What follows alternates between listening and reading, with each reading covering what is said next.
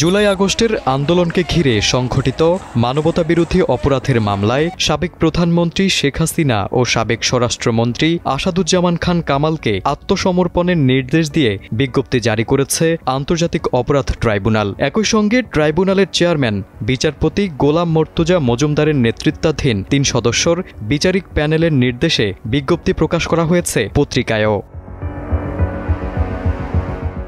বিজ্ঞপ্তিতে বলা হয়, আসামিরা আত্মসমর্পণ না করলে তাদের অনুপস্থিতিতেই এই বিচার কাজ চলবে। গ্রেফতারি পরোয়ানা জারি হওয়া সত্ত্বেও তারা পলাতক ও আত্মগোপনে থাকায় এ সিদ্ধান্ত নেওয়া হয়েছে।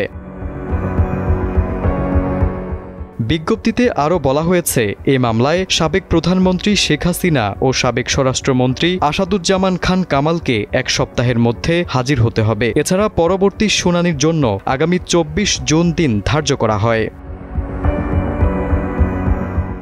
এর আগে ১ জুন শেখ হাসিনা সহ ৩ জনের বিরুদ্ধে আনুষ্ঠানিক অভিযোগ আমলে নেন ট্রাইব্যুনাল। অন্য আসামিরা হলেন সাবেক স্বরাষ্ট্রমন্ত্রী আসাদুজ্জামান খান কামাল ও সাবেক আইজিপি চৌধুরী আব্দুল্লাহ আল মামুন। এই ৩ জনের বিরুদ্ধে মানবতা বিরোধী অপরাধের ৫টি অভিযোগ আনে প্রসিকিউশন। এসব অভিযোগ আমলে নিয়ে পরবর্তী আদেশের জন্য আজকের দিন ধার্য করেন ট্রাইব্যুনাল।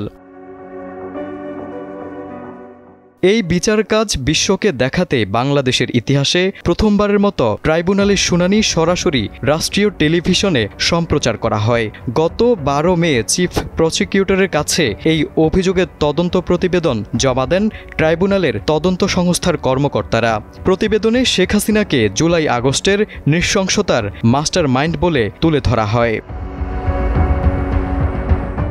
তারেক আজিজ, সময়ের আলো।